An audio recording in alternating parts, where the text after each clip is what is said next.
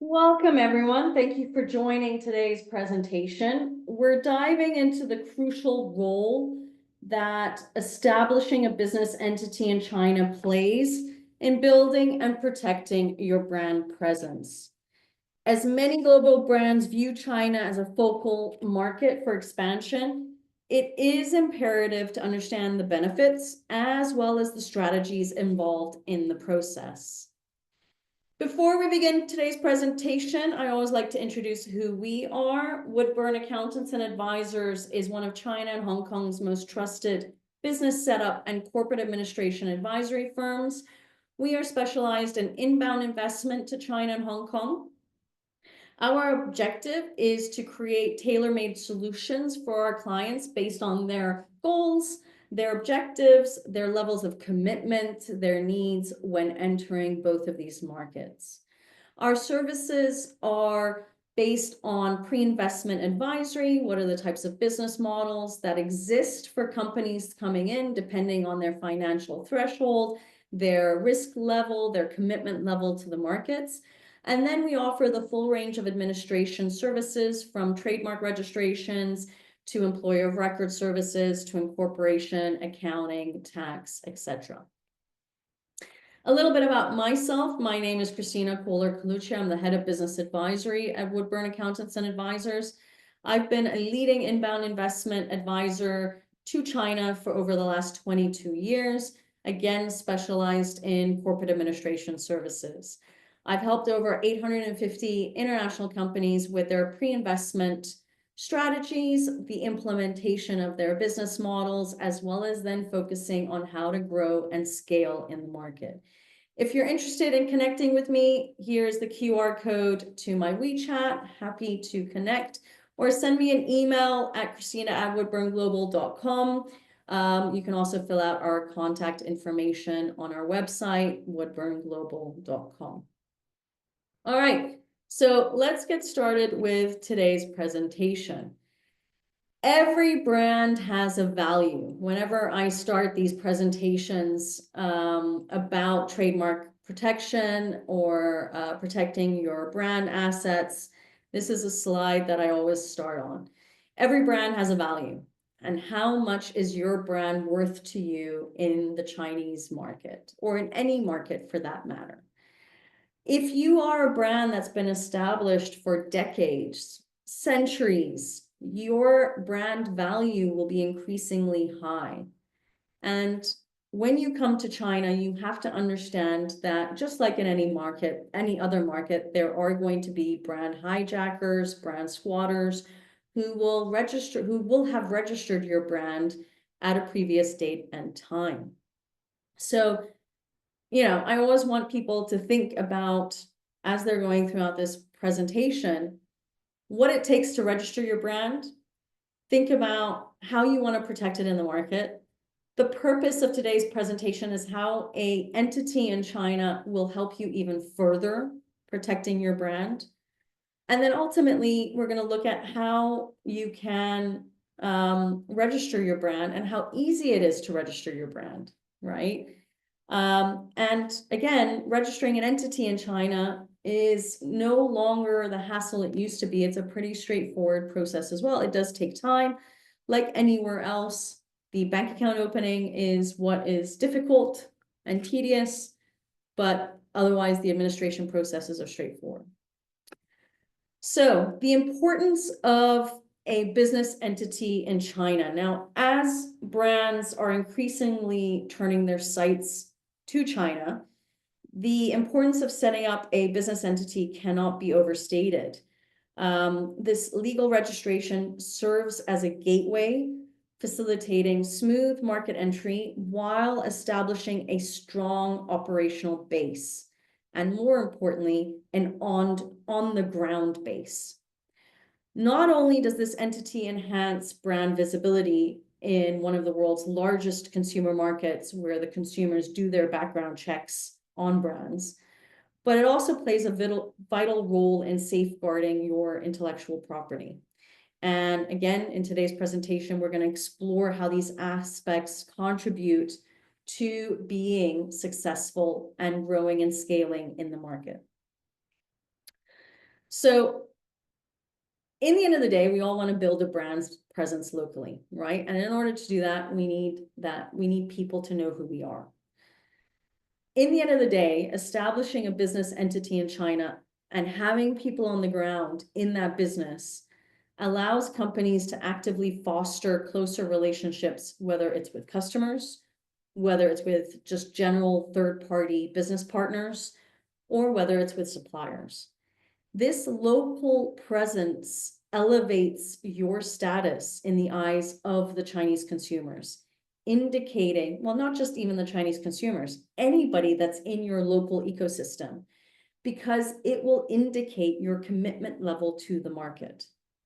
This local commitment drives brand loyalty, it drives advocacy, it pushes your relationships with suppliers and third parties to a very strong relationship, but also to the point where you are supervising them on what they are doing better because you have somebody on the ground supporting you.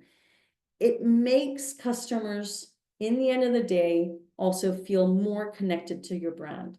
Now, I generally talk about consumers, but your customers could also be, you might also be in the B2B business. So it's whoever those customers are, they will feel more connected to you and your team. Now, by engaging with them directly in their own time zone, potentially even face to face, you can also gather insightful feedback in order to be able to continuously improve your offerings, tailor make your strategies, understand whether they like your products, whether you need to change something to do with packaging or whatever else that might be. Maybe you also realize that you have weak people within your team. It is all about being present in the moment with your ecosystem and then building that brand presence around it. With a registered entity, brands are also empowered to implement marketing campaigns that truly resonate with local audiences. And I want to give you a little bit of a case study here. I had a client who entered who entered Shanghai.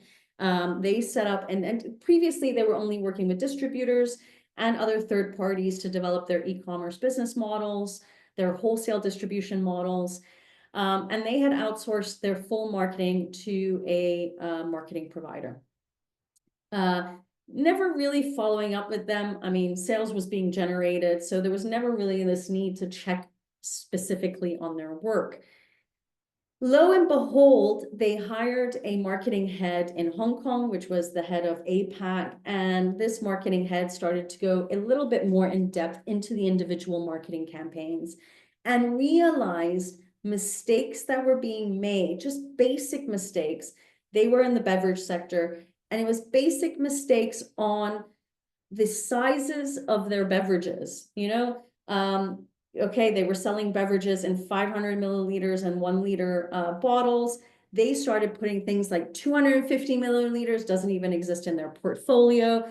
They were realizing these things that, doesn't seem like big things in the moment, but it's all about making sure you are communicating accordingly with your customers and giving them all the right information, right?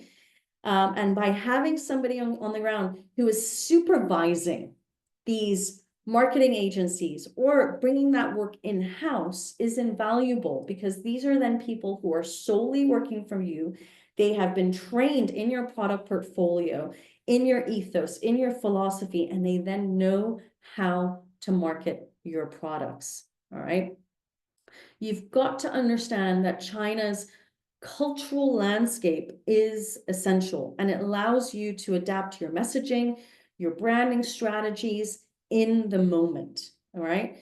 Being locally registered also means that you own all the flagship stores or marketing platforms you are utilizing. If you don't have an entity in China, it's usually owned by the third-party marketing agency or TP who's doing it, or another source, okay?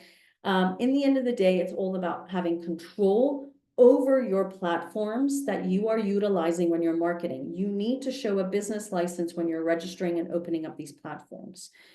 And again, remember that these channels are crucial for conducting effective social media marketing and enhancing visibility to your customers, fostering engagement to your target demographics, etc.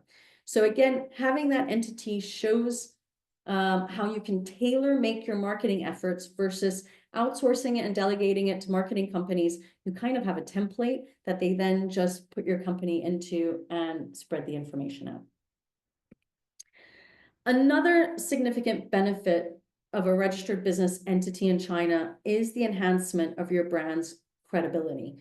Local customers, whether it's consumers or companies, as well as third parties, view compliance with local regulations as a hallmark of legitimacy as well as reliability. And this validation can significantly increase the trust of your customers, encouraging not only product trials, but also repeat purchases. A lot of the brands that enter China first, these are one-off purchases where people are testing your product, seeing the viability, understanding where's your philosophy, your ethos. They're learning about you. There are not a lot of repeat purchases at the beginning, right? So if you can develop more trust and credibility and show you are committed to the market, those repeat purchases will come. It's all about also after sales customer relationships, right? Having people on the ground who can support your business. In the end of the day, having a local entity can facilitate strategic partnerships with other businesses, with new distributors, with retailers. Basically, you're building up this network with people within your ecosystem, ultimately helping you to amplify your brand reach as well as your market influence. Now, one of the most pressing concerns for brands entering the Chinese market is the protection of intellectual property. Now, establishing a business entity provides a solid legal framework to secure trademarks, patents, copyrights. Doesn't mean you have to have an entity in China, and I certainly wouldn't say to foreign investors that your Chinese entity should own your intellectual property. But having that entity allows you to be more proactive in protecting your brand, all right? Given China's history with IP infringements, you have to be proactive in the protection. This is essential. It's not just that you register your IP and then you forget about it.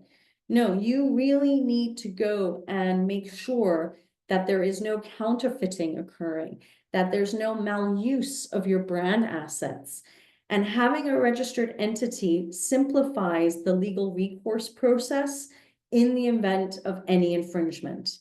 And ultimately, your goal is basically that you want to enforce your rights in China effectively, right? By having that entity allows you to do that. Now, I do want to touch in the next phase of this presentation on what is a trademark and what does it entail to register a trademark, okay? I am not an expert on patent registrations or copyrights. If this is an area that you're going into in terms of patent registrations or registering your copyrights in China, this is where you really need to go to a specialized law firm that has the technical people on board to be able to do those registrations for you. In terms of trademarks, it's relatively simple, okay? Any visual sign, any word, design, letters of an alphabet, three-dimensional symbols, etc., are all what can be registered in China. It's really important, however, to realize that there are certain things that can't be registered in China. For example, country names, city names, things like this will not be accepted. Generic names will also not be accepted. I actually met a company where their brand name was Honey Corn. They could not get their name registered in China because honey is a generic name. Corn is a generic, not name, is a word, is a generic word, two generic words put together. You can't prevent other companies from using generic words, okay? If, however, your brand name is unique, then this is again something that you can file. It doesn't mean that it's something negative that you can't get your trademark registered, and I'll touch on that a little bit later. When you're registering your trademark, I've used Woodburn here as an example. Here are 3 registrations that we've done. One, which is the logo plus the word mark, which is Woodburn Accountants and Advisors. One, which is just the logo. The other, which is just the word mark, Woodburn Accountants and Advisors. Just to let you all know, we were unable to register our logo because Warner Brothers has a very similar mark, WB, and they were already registered in all of the classes that we are in. Warner Brothers is not an accounting firm. They're not a corporate services firm, so we aren't threatened by them in any shape or form. We are continuing to use our logo because we're in a completely different set of industries and sectors. So this is where I say that we can't really protect our logo. We haven't registered it. Somebody else is too similar that has been registered, but we're continuing to use it because we know we're not a threat to them in any shape or form. So it's really important to understand where you lie in terms of the registration as well, okay? Now, who should be registering their trademarks in China? I love the little red comment I've put on this slide. Everyone that is doing business in China, regardless of whether you have a company or not, needs to register their trademarks. If you are going on business trips, handing out name cards or brochures with your logos on it, if you are at trade shows and you've got a booth, if you're initiating any marketing and branding initiatives, if you are just simply trading from overseas or manufacturing through third parties and your logos or brand assets are on the products, or you're offering services locally, you need to be registering your trademarks in China in order to be able to protect them. If you have not done so yet and you have been transacting, it is really worthwhile to check whether through a trademark search, whether somebody else has taken it or not. Again, the issue mainly is that I'll give you an example of a client of ours that was sourcing in China. They had like over 100 suppliers that they were dealing with, huge sourcing operation. They had a falling out with one of the suppliers who ended up registering their brand assets in China, then registering it also at the Customs Bureau, that any supplier who was exporting the goods with the brand assets on it was halted at customs because this was a directive given by the supplier. They had to go through a court case lasting 3 months because in the end of the day, the supplier did register it in bad faith, but it prevented them from being able to export for a certain period of time, again, halting their business and not being able to grow and scale. All because they thought, well, we're not selling into China, so we don't need to register our trademarks. But you are still manufacturing in China and your brand assets are on those products, right? Now, how to protect your brand assets. These are a couple of things that I recommend you to do as an action plan and a piece of homework. What brand assets do you wish to register in China? In the end of the day, you have to understand what marketing tools you're utilizing in the Chinese market to promote your company. For us, we have 3 different ones, as I highlighted. You might even have how do you say that? Like Nike has "Go Do It." You might have these expressions that you use, these mottos that you use for your brands that you might want to get registered.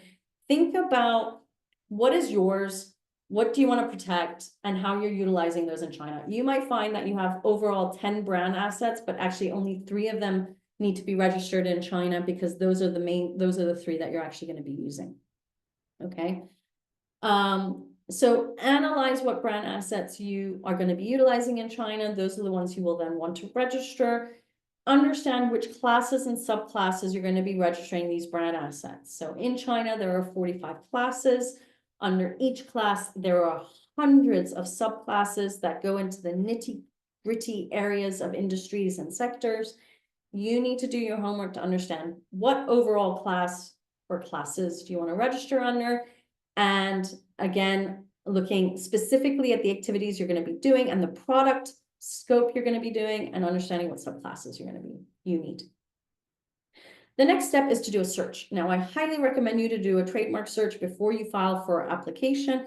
Do your homework on this. It is really important. You need to understand what similar names have been registered in those classes and subclasses, and what is your chance of success for registration, okay?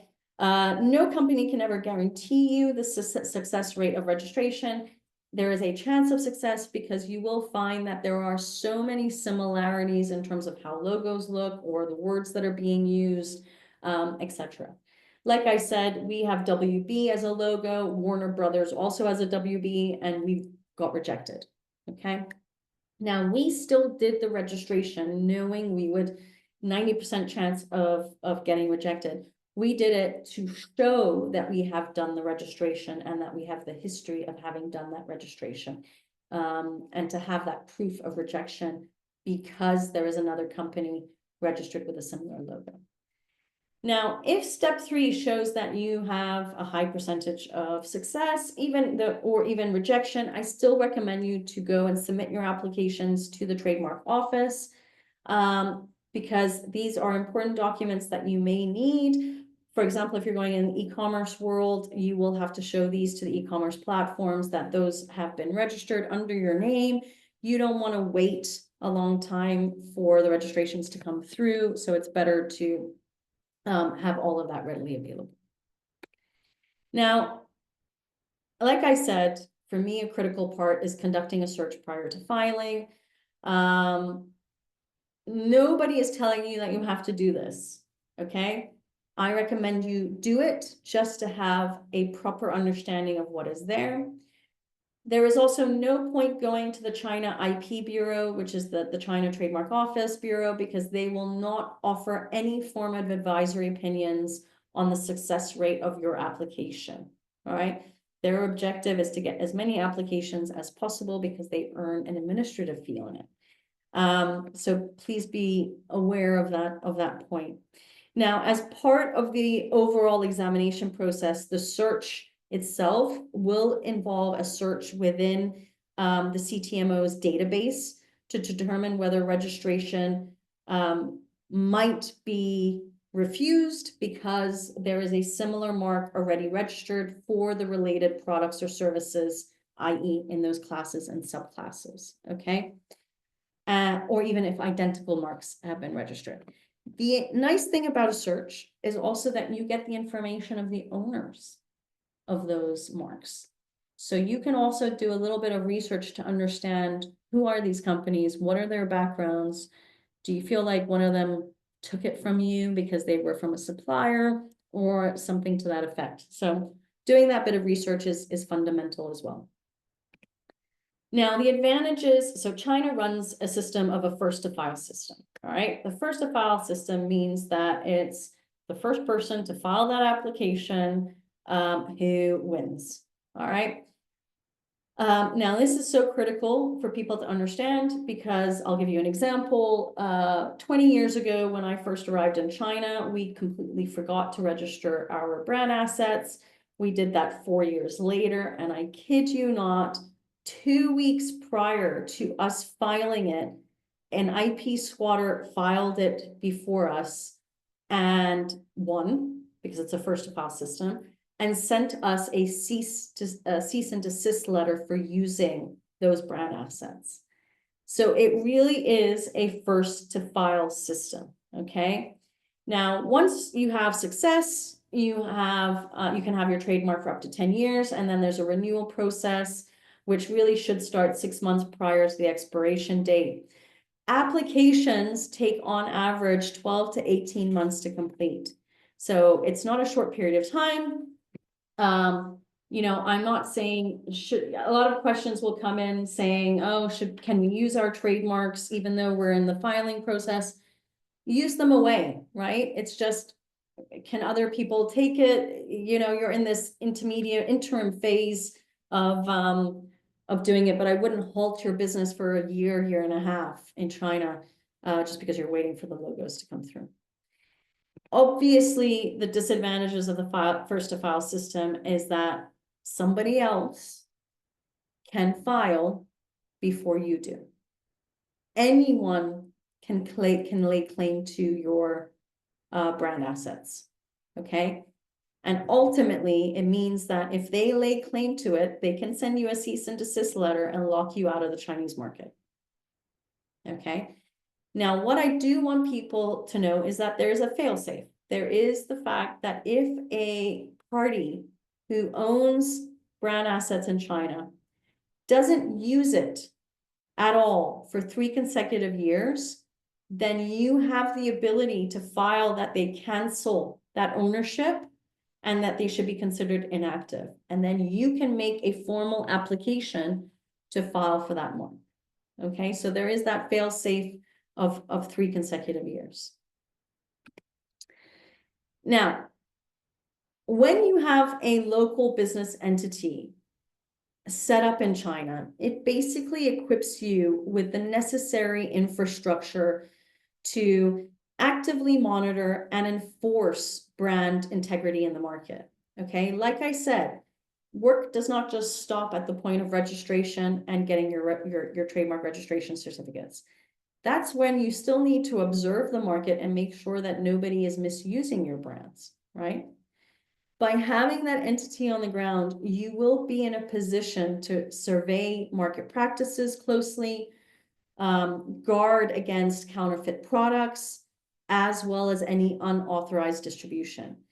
Additionally, as a registered entity, you can collaborate more effectively with the local authorities to investigate and address violations. So basically, you can then, through your entity, call the police and say, we know there's been an infraction, somebody's using our brand assets or counterfeiting products. They will raid factories and offices on your behalf, okay?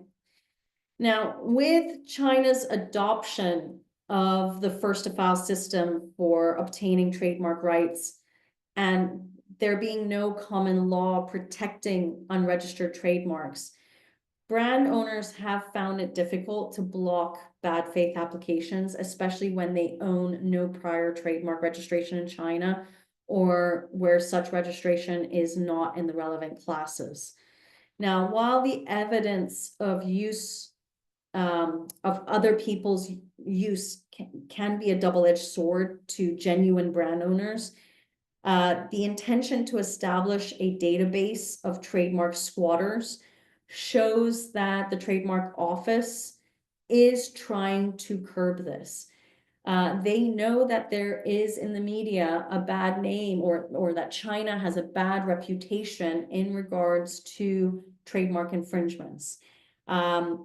And they are trying to curb all of this. However, the work has to also come from you to inform them of it. Okay, China is enormous. There are hundreds of thousands of trademark registrations per annum. Some of that work has to come from your side as well.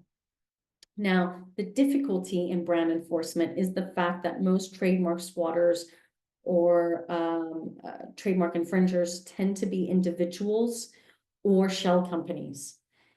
Even if they are recorded in the database, they may easily engage in the same activities under the guise of a new entity. And therefore, it does make it really difficult for the authorities to take things in hand. Reputation management. So brand reputation can be fragile in a fast-paced market like China. And again, having an entity in China enables proactive reputation management in the form of consumer engagement as well as crisis management. It does allow for rapid response to any negative publicity or potential breaches. And I say this just because of time zone issues, right? If you are in Europe, UK, US, Canada, again, you will probably have a 12-hour delay before you even find out that there is a crisis on the ground. Having an entity with local representatives can swiftly address these issues. Again, assuring that you are just being consistent in the market and effective, right?